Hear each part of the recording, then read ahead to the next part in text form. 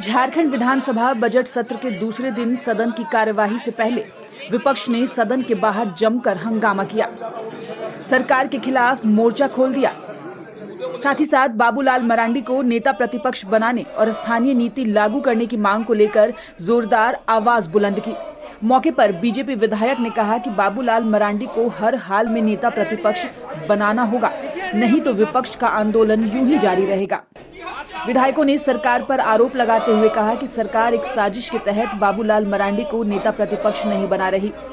वहीं दूसरी ओर स्थानीय नीति पर विपक्षियों ने सरकार पर वार करते हुए कहा कि सत्ता में आने से पहले जनता को गुमराह करने का काम सरकार द्वारा किया जा रहा है।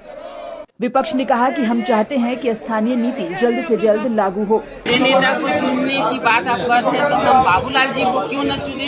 जब हम लोगों ने सर्वसम्मति से आदरणीय माननीय श्री बाबूलाल मरांडी जी को विधायक दल का नेता चुना है तो हम लोग तो उसी की मांग करेंगे। और सबसे बड़ी बात है कि 2.25 साल से अधिक हो गए हैं और अभी तक ये सरकार कुछ सुनने को तैयार नहीं है, तो कहीं न कहीं लोकतंत्र की हत्या है। और हमें लगता है कि ये सरकार हठधर्मिता को अपना रही है।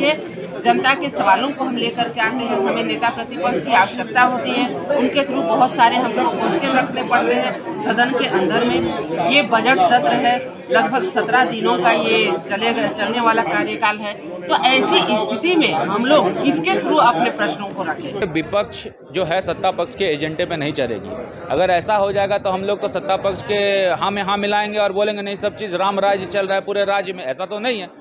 तो मुझे ऐसा लगता है कि सत्ता पक्ष का काम है उलझुल स्टेटमेंट देना, विपक्ष का काम है अपने मुद्दों पे सत्ता पक्ष को घेरना। वही हम लोग कर रहे हैं। नेता प्रतिपक्ष सर्वांग तरीके से बाबूलाल मरांडी को जब हमने चुना है तो संवैधानिक हक हम लोगों का बनता है कि उनको नेता प्रतिपक्ष का दर्जा मिले।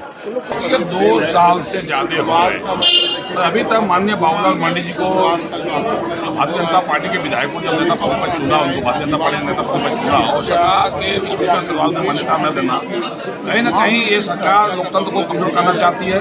संवैधानिक संस्था की धज्जियां उड़ाई जा रही है। इसलिए इस मुद्दे को लेकर कल महामहिम राज्यपाल जी आज हम लोग सदन के बाद आना बैठे हुए जोरदार तरीके से आवाज को उठाने का काम करेंगे। सवाल ये है कि निर्णय क्यों नहीं हो रहा है और नेता जितना सदन में नेता जरूरी है उतना ही नेता प्रतिपक्ष की भी जरूरत सदन में पड़ती है।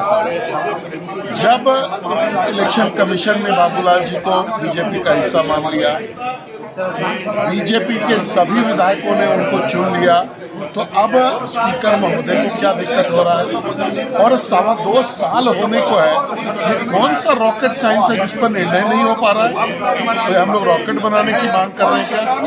और अगर ये लोकतंत्र की हत्या है और लोकतंत्र की हत्या करके सदन को चलाना कहाँ तक उचित है? न्यूज़ विंग के लिए रांची से रफी शामी की रिपोर्ट।